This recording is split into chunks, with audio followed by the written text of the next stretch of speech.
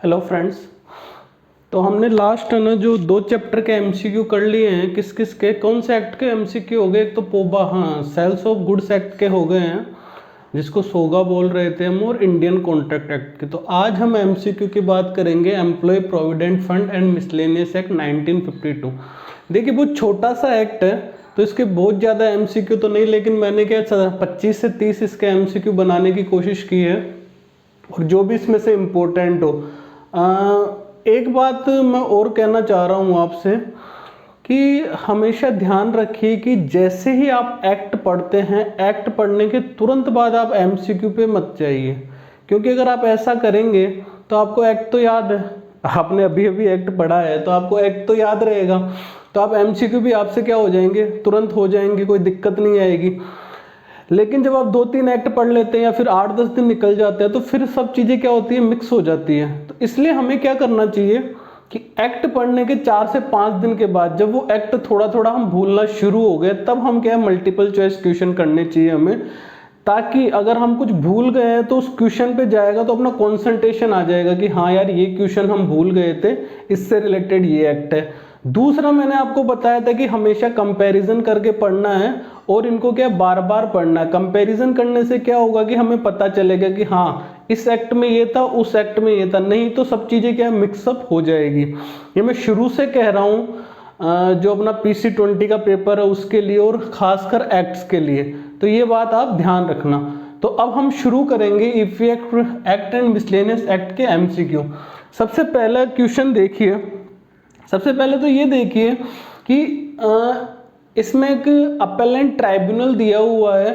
तो आप किसी भी एक्ट का देख लीजिए, अपेलेंट ट्राइब्यूनल इंपॉर्टेंट होता है और उसको हमें अच्छी तरह से पढ़ना है, उसमें से क्वेश्चन आ जाता है। तो यहाँ पे क्या है, ईपीएफ एक्ट में जो सेक्शन 7D है, तो इसमें क्या है, अपेलेंट ट्राइब्यूनल के बारे में दिया हुआ है। तो पहला क्वेश्चन तो यही हो गया कि अपेलेंट ट्राइब्यूनल का कौन सा सेक्शन है, सेक्शन 7D। आप क्वेश्चन नंबर 1 पढ़ेंगे तो वही है कि in this act appellate tribunal was constitute under which section. तो कौन सा सेक्शन हो गया, सेक्शन 7D के अंदर बनाई हुई है। दूसरा क्वेश्चन, अपेलेंट ट्राइब्यूनल को बनाता कौन है, तो सेंट्रल गवर्नमेंट बनाती है। ये दूसरा क्वेश्चन कि अपेलेंट ट्राइब्यूनल का कॉन्स्टिट्यूशन कौन करता है, तो सेंट्रल गवर्नमेंट करती है। और कितनी अपेलेंट ट्राइब्यूनल बना सकती है, वो चाहे तो एक बना सकती है या फिर उससे ज्यादा बना सकती है। अपेलेंट ट्राइब्यूनल कितनी बना सकती है, एक या उससे ज्यादा। तो पहला क्वेश्चन तो सेक्शन का हो गया। दूसरा इसका कॉन्स्टिट्यूशन का कौन करती है, सेंट्रल गवर्नमेंट। तीसरा इसमें कितने पर्सन्स होते हैं, तो इसमें एक ही व्यक्ति होता है, एक अपेलेंट ट्राइब्यूनल मतलब एक व्यक्ति होगा। ये इसका तीसरा क्वेश्चन बन गया। इसको भी अपॉइंट कौन करेगा, सेंट्रल गवर्नमेंट करेगी। चौथा क्वेश्चन इसकी क्वालिफिकेशन से रिलेटेड है। ये क्या होना चाहिए, जो अपेलेंट ट्राइब्यूनल में जो अपॉइंट कर रहे हैं सेंट्रल गवर्नमेंट एक पर्सन, उसकी क्वालिफिकेशन या तो वो हाई कोर्ट का जज होना चाहिए या फिर क्या है, डिस्ट्रिक्ट कोर्ट का जज होना चाहिए। और पांचवा सबसे इंपॉर्टेंट, इसकी टर्म्स 5 ईयर या 62 ईयर्स, जो भी पहले हो जाए, 5 ईयर्स या 62 ईयर्स। तो इससे रिलेटेड कितने क्वेश्चन बन रहे हैं, 5 क्वेश्चन बन रहे हैं। पहला सेक्शन कौन सा है, सेक्शन 7D। दूसरा अपेलेंट ट्राइब्यूनल बनाता कौन है, सेंट्रल गवर्नमेंट। कितने पर्सन्स होते हैं, उसमें एक होते हैं। उसकी क्वालिफिकेशन क्या है, हाई कोर्ट या डिस्ट्रिक्ट कोर्ट का जज होना चाहिए। और टर्म्स क्या है, 5 ईयर और 62 ईयर्स विच इज अर्लियर। तो ये 5 क्वेश्चन हो गए। यहां पे मैंने 2 लिखे हैं कि appellate tribunal section 7D, how many persons are appointed in appellate tribunal by central government. तो कितने रहते हैं भैया बताना, एक। कितने, एक। तो अपेलेंट ट्राइब्यूनल से रिलेटेड जो 5 क्वेश्चन थे वो मैंने आपको यहाँ पे बता दिए। क्वेश्चन नंबर 3 पे जाइए, सीक्वेंस लीजिए 1, 2, 3। The central government amended the ceiling limit to covered under EPF Act from 1 September 2016। कि सीलिंग लिमिट क्या है, कितने जो भी एम्प्लॉय है उसके जो सैलरी वेजेज कितने होने चाहिए ताकि वो सेंट्रल EPF एक्ट में कवर हो सके। तो देखिए पहले इसकी लिमिट थी 6500, अब ये लिमिट करके कितनी हो गई है, 15,000 हो गई है। कब से, 1 सितंबर 2016 से। तो क्वेश्चन आता है कि जो एम्प्लॉय है उसकी सैलरी कितनी होनी चाहिए ईपीएफ एक्ट में कवर होने के लिए, तो आज की डेट में उसकी सैलरी कितनी होनी चाहिए, 15,000 होनी चाहिए। ये क्वेश्चन आपको पेमेंट ऑफ बोनस एक्ट में भी मिलेगा। देखिए ईपीएफ एक्ट और बोनस एक्ट मैंने साथ साथ ही पढ़ाए थे और इनमें बहुत सारी चीजें क्या है, सिमिलर्स हैं, बहुत सारी चीजें इसमें सेम है। तो आप कोशिश क्या करें, इन दोनों एक्टों को साथ पढ़ के फिर इनके एमसीक्यू करें। तो इसमें क्या मिक्स होगा तो आपको ध्यान रहेगा कि हाँ यार ये इससे रिलेटेड है, ये इससे रिलेटेड है। तो ये यहाँ पे 3 क्वेश्चन आपको बता दिए मैंने। वैसे को टोटल क्वेश्चन कितने हो गए, 6 हो गए, 5 अपेलेंट से और 1 इससे। नेक्स्ट आगे चलते हैं चौथे नंबर के क्वेश्चन की ओर। क्वेश्चन नंबर 4 एप्लीकेबिलिटी के लिए है कि देखिए क्वेश्चन देख के डरना मत, इसमें और बहुत सारे क्वेश्चन बन रहे हैं। क्या कह रहा है कि this act is applicable to every establishment in specified schedule 1, मतलब ये शेड्यूल 1 के सभी इस्टेब्लिशमेंट पे लगता है।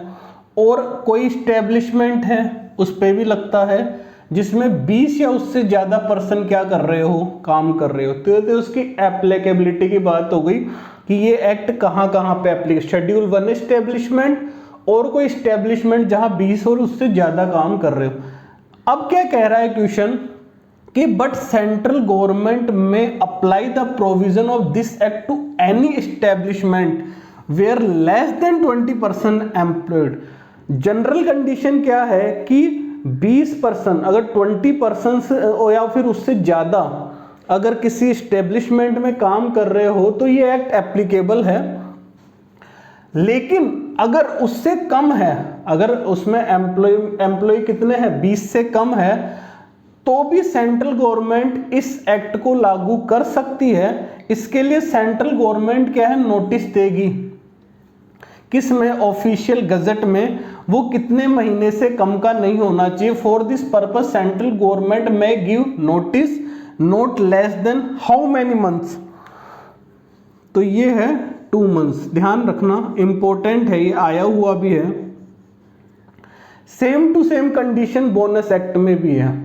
बोनस एक्ट में भी ऐसा कहा गया है कि एक इस्टेब्लिश फैक्टर की एक इस्टेब्लिशमेंट उस पर लग रहा है और कोई एस्टेब्लिशमेंट उस पर भी लग रहा है, लेकिन जिसमें 20 और उससे ज़्यादा काम कर रहे हो।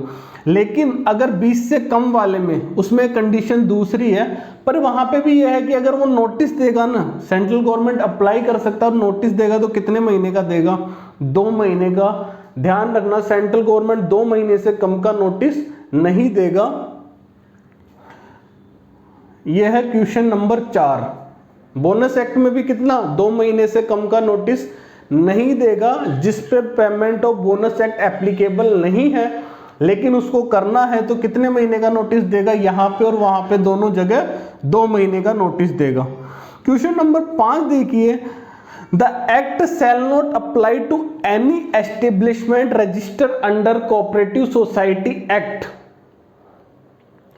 Employees less than person and working without aid of power.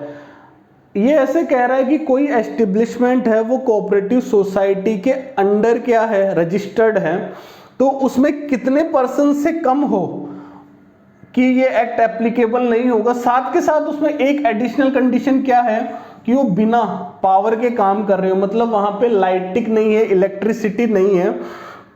तो इसमें क्या आंसर आ जाएगा, इसमें 50। तो देखिए ऐसा कहा गया है कि अगर कोई कोऑपरेटिव सोसाइटी है उसमें 50 से कम पर्सन हो और वो बिना लाइट के काम कर रही है, बिना इलेक्ट्रिसिटी के काम कर रही है, तो उस पर भी ये एक्ट एप्लीकेबल नहीं होगा। इसका सेक्शन कौन सा है, नॉन एप्लीकेबिलिटी का सेक्शन नंबर 16। कौन सा सेक्शन है, सेक्शन नंबर 16। एक बात और ध्यान रखना, ये और बोनस एक्ट ये मैंने पढ़ाया था कि once applicable forever applicable. इसका क्या मतलब हुआ,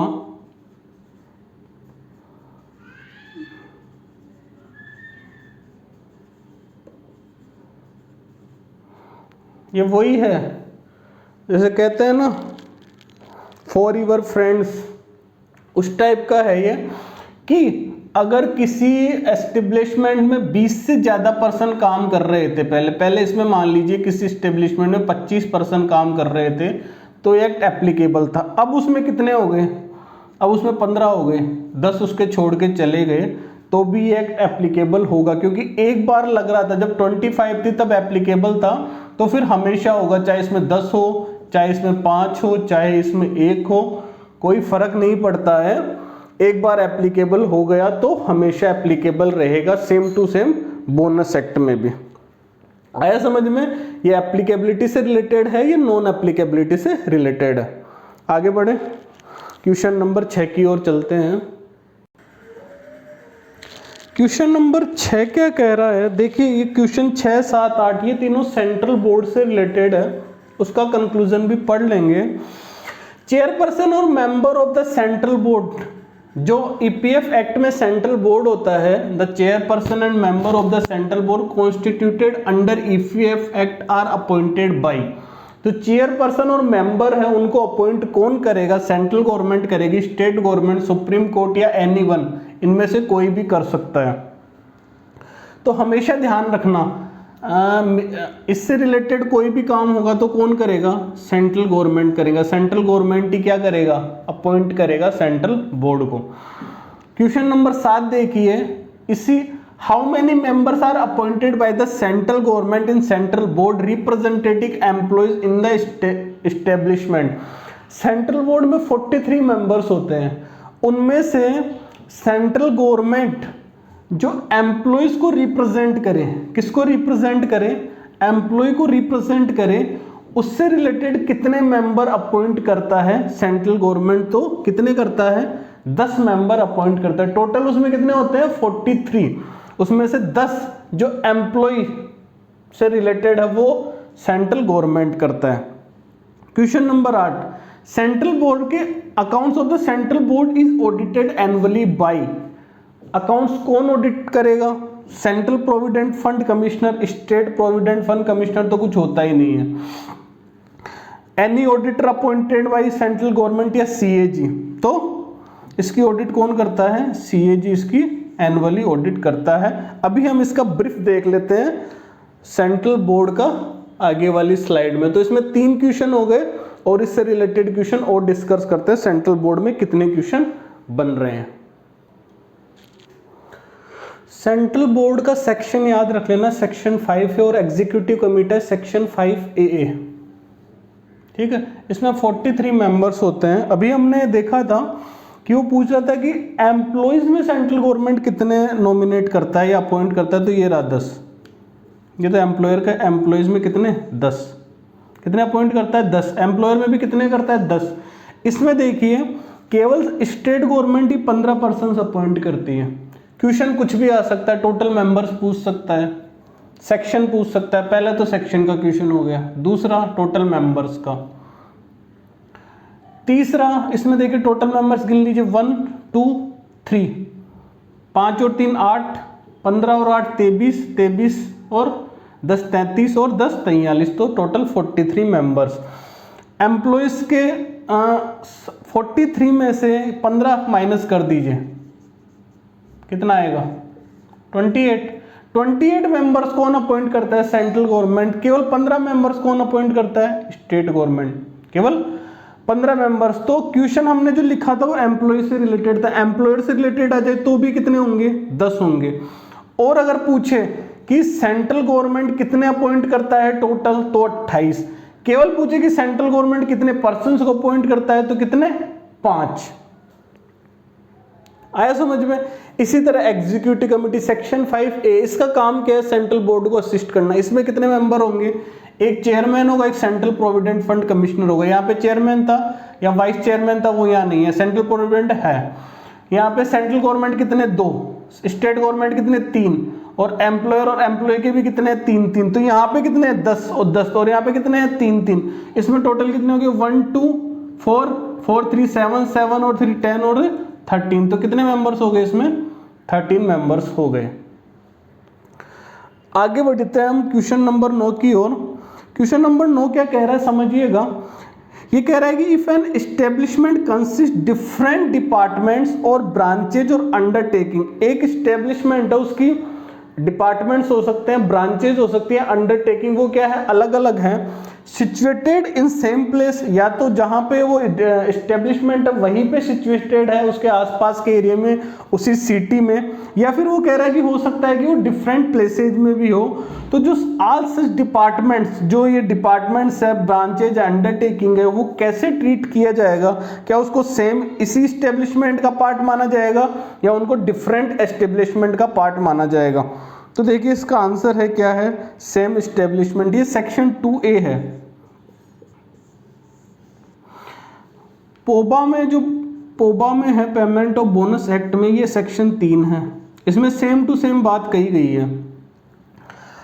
अब इसमें क्या समझना है हमें कि अगर कोई एक एस्टेब्लिशमेंट है और उसकी कोई भी ब्रांचेज है, अंडरटेकिंग्स है या डिपार्टमेंट्स है, बट याद आया होगा अगर इनका प्लेस से तो कोई मतलब ही नहीं है, चाहे सेम प्लेस पे और डिफरेंट पे, वो तो इररिलेवेंट है।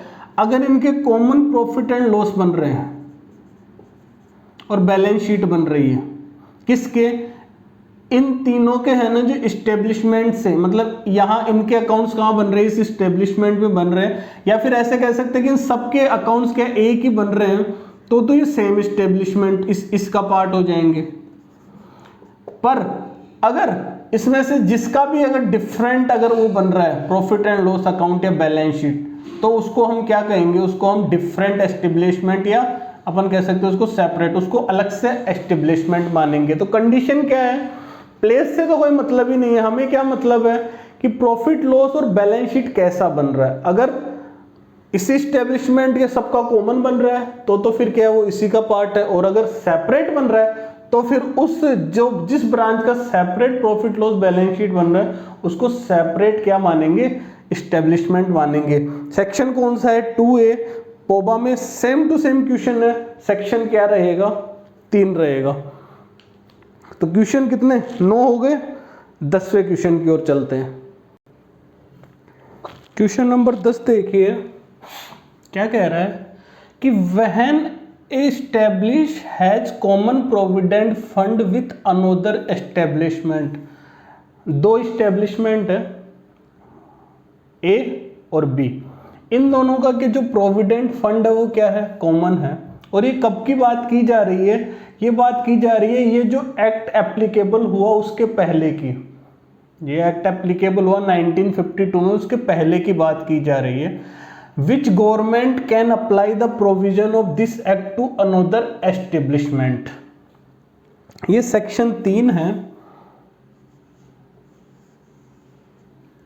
इसमें क्या कह रहा है कि ये ए है और ये बी है, ये दो अलग अलग एस्टेब्लिशमेंट है, तो इनका कॉमन प्रोविडेंट फंड था इस एक्ट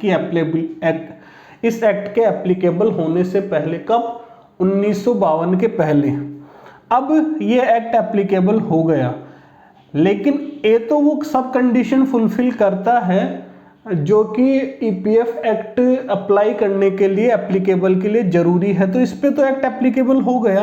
लेकिन बी क्या है, बी पे एक्ट एप्लीकेबल नहीं हुआ क्योंकि वो कंडीशन फुलफिल नहीं कर रहा था।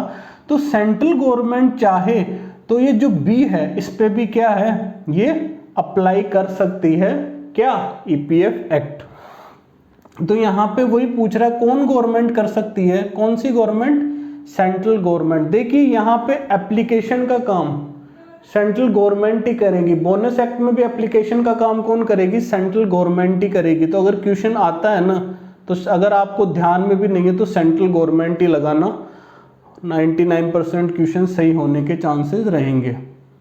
क्वेश्चन नंबर 11 क्या कह रहा है, ये तो एकदम सीधा क्वेश्चन है कि ईपीएफ एक्ट का कौन सा section deal with priority of payment of contribution over debts, मतलब डेट के पहले आपको कंट्रीब्यूशन का पेमेंट करना है, उसके लिए प्रायोरिटी है, ये कौन सा सेक्शन बताया था, तो सेक्शन 11 ये कहता है कि डेब्ट के पहले क्या करना है, कंट्रीब्यूशन का पेमेंट करना है। क्वेश्चन नंबर 12 कह रहा है कि इमोल्यूमेंट्स का क्या मतलब है, या फिर कह दो कि सैलरी या वेजेस का क्या मतलब है इस एक्ट में, ईपीएफ एक्ट में सैलरी या वेजेस का क्या मतलब है। क्या जो बेसिक वेजेस हैं जो कि ड्यूटी, हॉलीडेज और लीव से अर्न हुआ है, क्या उसको सैलरी वेजेस बोलते हैं, या फिर cash value of food concession है। तीसरा डियरनेस अलाउंस है, एचआरए है, हाउस रेंट अलाउंसेज है, बोनस है, ओटी ओवर टाइम अलाउंसेज है, कमीशन है, या फिर एनी अदर सिमिलर अलाउंसेज है। और चौथा क्या है, any present made by employer, employer ने कुछ गिफ्ट दिया। प्रेजेंट क्या, गिफ्ट, प्रेजेंट्स बोलते हैं इसको, प्रेजेंट्स। प्रेजेंट का मतलब तो उपस्थित होना हो गया। तो अगर any presents made by employer क्या होगा, वो क्या सैलरी और वेजेस का पार्ट होगा क्या। तो बस हमें ये ध्यान रखना है कि केवल बेसिक वेज है ना, जो बेसिक वेज है वो केवल क्या है, यहाँ पे सैलरी और वेजेस का पार्ट है, या जिसको इम्प्लीमेंट्स कहते हैं। उसके अलावा कुछ भी आ जाए तो वो क्या है, पार्ट में। तो हमें क्या याद करना है, इसका पार्ट क्या है, क्या इसमें इंक्लूड होगा, तो बेसिक। इसमें क्या इंक्लूड होगा, बेसिक। बाकी ये जो तीनों हैं वो एक्सक्लूड होते हैं, लेकिन हमें ये याद करना ही नहीं है। अगर क्वेश्चन आता है कि कौन कौन से इसमें इंक्लूड नहीं है, तो बस बेसिक वेज को छोड़ के बाकी कोई इंक्लूड नहीं है। तो हमें याद क्या करना है, केवल ये याद कर लेंगे तो अपना काम हो जाएगा। इसी तरह पेमेंट ऑफ बोनस एक्ट में देखिए, वही सैलरी वेजेज का क्या मतलब होता है, इसमें होगा basic, dearness allowance, free food allowance, retention allowance, lay off compensation.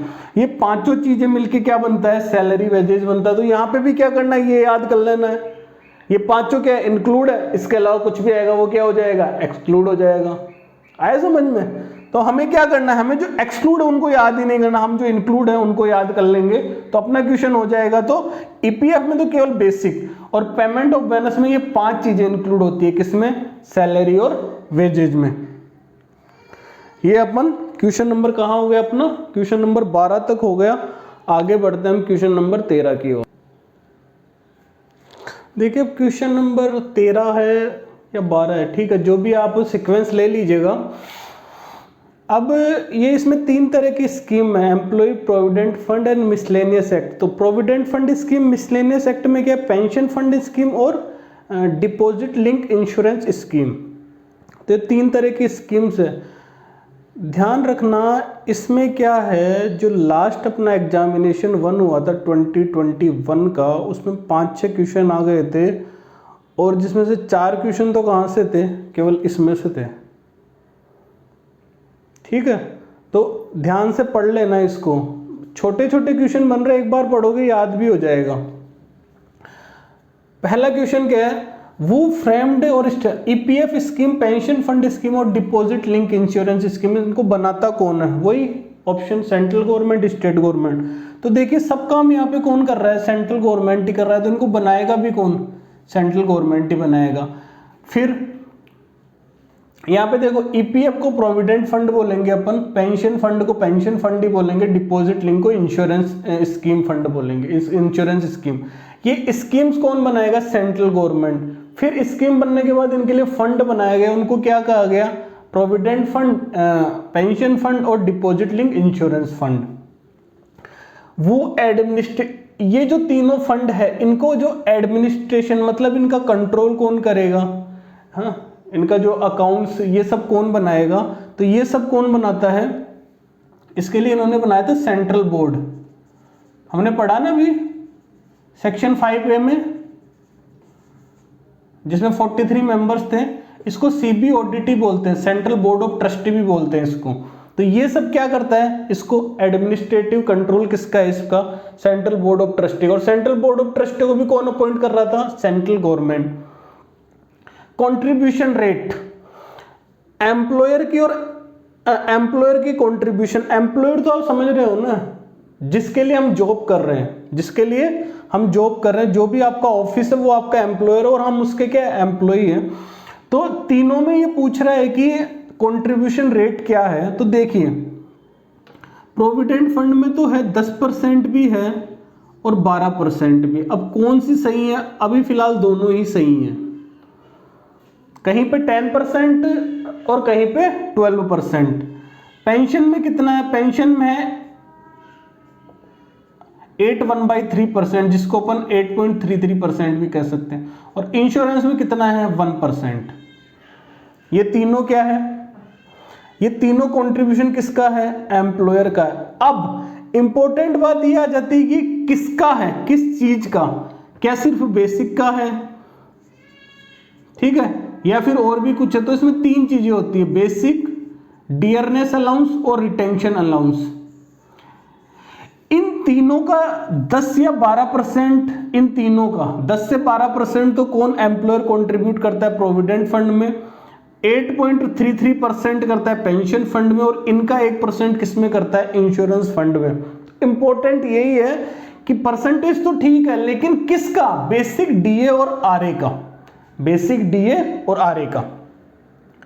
अब एम्प्लॉय की बात कर ले तो एम्प्लॉयर का कंट्रीब्यूशन हो गया। अगर इसमें एम्प्लॉय के कंट्रीब्यूशन की बात कर ले, मतलब हमारा कंट्रीब्यूशन, मैं कितना दे रहा हूं, मेरा ऑफिस तो इतना दे रहा है, लेकिन मैं कितना दे रहा हूं, तो मैं इसमें दूंगा 10%, फिक्स है। मेरा इसमें 12% नहीं है, एम्प्लॉयर का 12% हो सकता है, मेरा इसमें 10% है। पेंशन फंड में कुछ नहीं दूंगा मैं, इंश्योरेंस फंड में कुछ नहीं दूंगा। तो ध्यान रख लेना कि एम्प्लॉयर का कितना है, 10 या 12, पेंशन, प्रोविडेंट में, पेंशन में 8/1/3 और इसमें 1, जबकि एम्प्लॉय का एक में ही है, किसमें है, प्रोविडेंट फंड में, कितना, 10%। अब इन तीनों से रिलेटेड शेड्यूल, इसका भी क्वेश्चन आया हुआ है लास्ट बार। तो शेड्यूल देखिए, शेड्यूल 1 तो 1 इसमें है, शेड्यूल 1 भी होता है, लेकिन इसमें शेड्यूल 2 से शुरू हो रहा है। प्रोविडेंट फंड का शेड्यूल 2, पेंशन फंड का शेड्यूल 3 और इंश्योरेंस फंड का शेड्यूल 4, ये भी ध्यान रख लेना। सेकंड, थर्ड, फोर्थ, फर्स्ट का काम नहीं है इसमें, इसमें कहां से काम है, सेकंड से काम होता है। नेक्स्ट क्वेश्चन देखिए, एज पर प्रोविजन ऑफ, वही है employ deposit link insurance scheme, उसकी बात कर रहे हैं। The contribution rate of employer, तो ये तो आप कह रहे हो एम्प्लॉयर की तो आपने बता दी नहीं, यहाँ पे कितनी है, इंश्योरेंस में कितनी, 1% है, लेकिन ये आधा % भी है, किसकी, बेसिक की। ये क्वेश्चन आया हुआ है लास्ट बार, इस पे बहुत क्या मुद्दा भी हो गया था ये काफी, कि आप गूगल पे सर्च करोगे ना कि EDLI के अनुसार कंट्रीब्यूशन रेट कितनी है एम्प्लॉयर की, तो कितनी है, बेसिक की आधा %, लेकिन 1% किसकी, बेसिक, डीए, आरए की। ये क्वेश्चन डायरेक्ट आया हुआ है, इसलिए मैं आपको बता रहा हूं।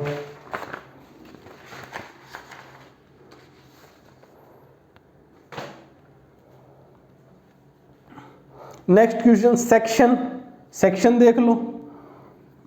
प्रोविडेंट फंड का सेक्शन है कौन सा, 5, पेंशन फंड का 6A और इंश्योरेंस का 6C। यहां पे 6B कुछ है ही नहीं, ठीक है, तो 5, 6A, 6C। नेक्स्ट, ये सब क्वेश्चन किससे रिलेटेड है, ये प्रोविडेंट फंड, पेंशन फंड और डिपॉजिट लिंक इंश्योरेंस स्कीम या insurance fund. Establish central government, control कौन करता है, सेंट्रल बोर्ड या central board of trustee. Contribution rate 10 और 12% हो सकता है, दोनों ऑप्शन में आते हैं, तो कुछ ऑप्शन नहीं है अपने पास करने के लिए, जो आपको अच्छा लगे लगाइए। पेंशन फंड का 8/1/3, इंश्योरेंस का 1/, शेड्यूल सेकंड, थर्ड, फोर्थ।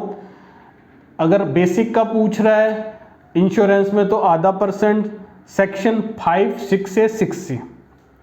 एक क्वेश्चन ये भी आया हुआ है कि कौन सा ऑथोराइज ऑफिसर नहीं है इनमें से। तो देखिए 4 तरह के ऑथोराइज ऑफिसर की बात की गई है। अगर आप ऑथोराइज सेक्शन 2 में जाओगे तो उसमें 4 तरह के ऑथोराइज बोला है। पहला तो है सेंट्रल PFC मतलब प्रोविडेंट फंड कमिश्नर, दूसरा है additional central provident fund commissioner, तीसरा है रीजनल प्रोविडेंट फंड कमिश्नर, चौथा है डेप्यूटी प्रोविडेंट फंड कमिश्नर, पांचवा स्टेट प्रोविडेंट फंड कमिश्नर। तो पहले भी बोला था मैंने कि स्टेट तो कुछ होता ही नहीं है। तो ये 4 तरह के प्रोविडेंट फंड कमिश्नर है, सेंट्रल, एडिशनल सेंट्रल, डेप्यूटी और रीजनल। ये क्वेश्चन आया हुआ है, तो ध्यान रखना ये प्रोविडेंट फंड कमिश्नर कितने होते हैं, 4 तरह के होते हैं। तो अपने क्वेश्चन लगभग 19 तक हो गए हैं। अब 4-5 क्वेश्चन की और इम्पोर्टेंट है उनकी बात कर लेते हैं। क्वेश्चन नंबर 20 की तरफ आ जाओ। अब बस ये है क्वेश्चन 20, 21, 22, 23 और उसके बाद 3 क्वेश्चन और है, तो 23 for 27। बाकी देखा जाए तो नंबर 27 है, कवर तो हमने लगभग सब कुछ कर लिया है। 20 क्या कह रहा है कि वो constitute of state board of trustee. एक तो सेंट्रल बोर्ड ऑफ ट्रस्टी हो गया जिसको सेंट्रल बोर्ड कह रहे थे, एक स्टेट बोर्ड ऑफ ट्रस्टी हो गया जिसको स्टेट बोर्ड भी बोलेंगे, एक एग्जीक्यूटिव कमिटी होगी। 3 की बात की हमने। तो यहाँ पे काम ही कौन कर रहा है? सब सेंट्रल गवर्नमेंट। तो इसको भी कौन बनाएगा? सेंट्रल गवर्नमेंट बनाएगा। Question number 21, for effective management of तीनों स्कीम्स है, EPF scheme, pension scheme, insurance scheme, which authorities constitute, कौन कौन सी अथॉरिटी को बनाया जाता है? तो 5A में सेंट्रल बोर्ड बनाया था, किसने बनाया था? सेंट्रल गवर्नमेंट ने। 5B में स्टेट बोर्ड बनाया, किसने? सेंट्रल गवर्नमेंट में। 5A में एग्जीक्यूटिव कमेटी बनाई, किसने? सेंट्रल गवर्नमेंट ने। तो ये सभी क्या हैं? ये इन तीनों स्कीम्स के इफेक्टिव मैनेजमेंट के लिए 3 तरह की कमेटियां, बोर्ड बोल सकते हैं, CBOT, SBOT, executive committee. 5A, 5B, 5A। Section 5C क्या कहता है कि जो स्टेट बोर्ड और सेंट्रल बोर्ड है ये क्या है? बॉडी कॉर्पोरेट्स है, जो हम पढ़ चुके हैं ना। उसका परपेचुअल सक्सेशन होगा, कॉमन सील का तो आजकल हटा दिया, वो सब बातें हम पढ़ चुके हैं। 22 क्या कह रहा है? सेंट्रल बोर्ड है, उसका सीईओ कौन होगा? Chief executive officer. तो हमने भी 4 तरह के ऑथोराइज ऑफिसर पढ़े थे, central provident fund commissioner, additional central provident fund commissioner, regional provident fund commissioner और डिप्टी प्रोविडेंट फंड कमिश्नर। तो इसका कौन होगा? सेंट्रल प्रोविडेंट फंड कमिश्नर क्या होगा? चीफ एग्जीक्यूटिव ऑफिसर होगा, किसका? सेंट्रल बोर्ड का। एक क्वेश्चन और आ सकता है कि रिकवरी ऑफिसर का क्या मतलब है? तो कोई भी सेंट्रल गवर्नमेंट का ऑफिसर, स्टेट गवर्नमेंट का ऑफिसर या board of trustee, state board of trustee हो सकते हैं, सेंट्रल बोर्ड ऑफ ट्रस्टी, इन तीनों का कोई भी ऑफिसर क्या हो सकता है? रिकवरी ऑफिसर हो सकता है। क्वेश्चन नंबर 20 थी, ये क्या कह रहा है कि ऑर्डर पास्ड अगेंस्ट एम्प्लॉयर और कौन सा? X party. अगर क्या हुआ? एम्प्लॉयर के against x party order pass हो गया। एक्स पार्टी मतलब वन पार्टी, एम्प्लॉयर तो प्रेजेंट था ही नहीं, एम्प्लॉयर को बुलाया या वो आया नहीं या आ नहीं पाया, तो एक्स पार्टी ऑर्डर मतलब एम्प्लॉय के पक्ष में ऑर्डर दे दिया किसी ट्राइब्यूनल ने या किसी ऑफिसर ने। तो ये जो एम्प्लॉयर है वो ही में apply with in how many months for setting aside the order. जो ट्राइब्यूनल ने ऑर्डर दिया है एम्प्लॉय के फेवर में, उसको ये एम्प्लॉयर तो आया नहीं था एम्प्लॉय के फेवर में। ये देखो ऐसे समझो यार, ये क्या है? ये कोई भी वो थी, तो इसमें एम्प्लॉयर तो आया नहीं, तो एम्प्लॉय के फेवर में क्या दे दिया? ट्राइब्यूनल ने क्या दे दिया? ऑर्डर दे दिया। अब ये एम्प्लॉय है ना, जो कितने महीनों के अंदर इस ऑर्डर के अगेंस्ट, इस ऑर्डर को वो करने के लिए, कैंसिल करने के लिए, हटाने के लिए अप्लाई कर सकता है, तो वही कह रहा है। तो इसका पीरियड है 6 मंथ्स, नहीं 3 मंथ्स है। कितने? एम्प्लॉयर एक्स पार्टी है, अगर वो आ नहीं पाया और ऑर्डर पास हो गया तो एम्प्लॉयर 3 महीने के अंदर क्या कर सकता है?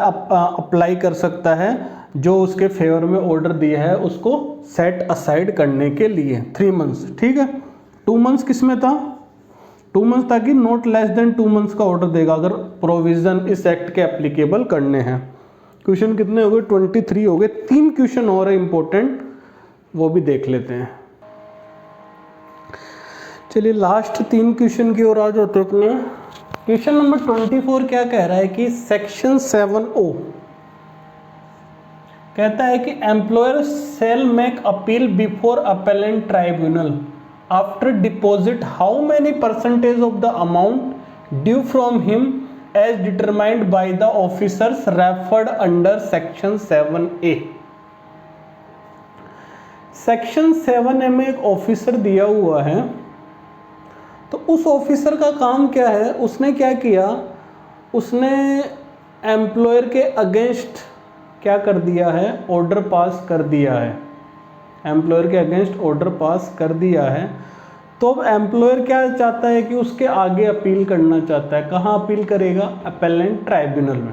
अपेलेंट ट्राइब्यूनल में जाएगा उस ऑर्डर के अगेंस्ट।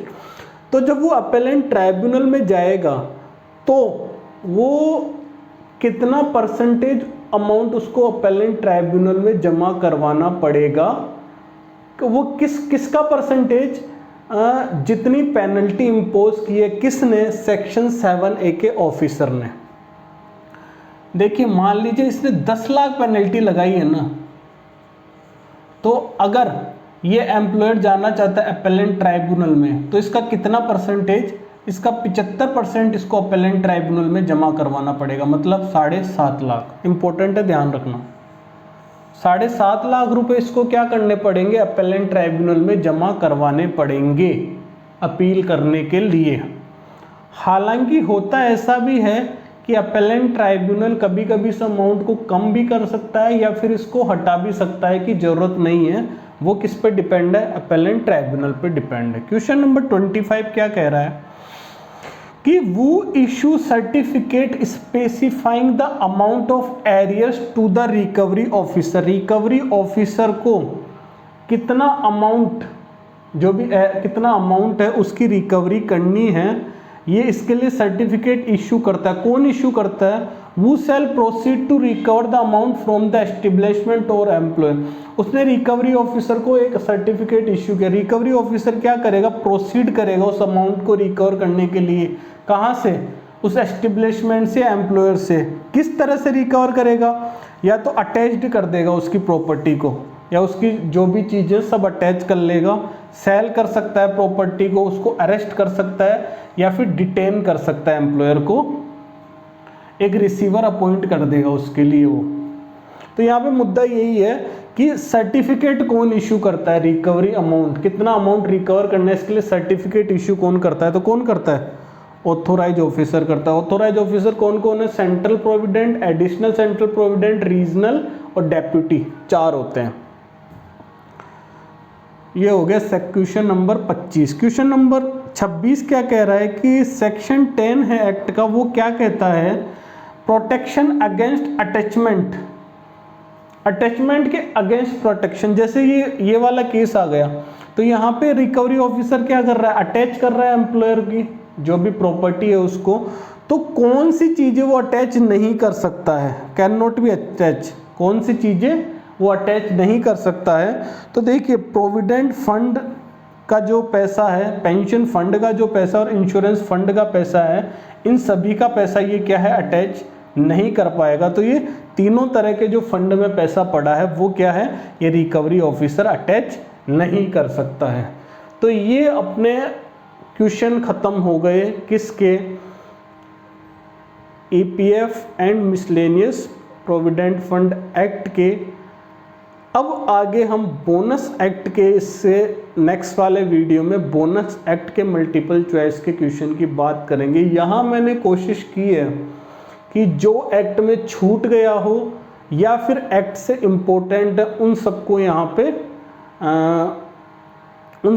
पे उन क्वेश्चंस को यहाँ पे लाने की। फिर भी आप क्या कीजिए, एक्ट पढ़िए ध्यान से, और उसके एक्ट को पढ़ने के 5-6 दिन बाद क्या है, इसके मल्टीपल चॉइस की क्वेश्चन कीजिए। इसलिए इससे आपको क्या है, फ़ायदा ज़रूर होगा, ऐसा मेरा मानना है। चलिए मिलते हैं फिर नेक्स्ट वीडियो में। Thank you.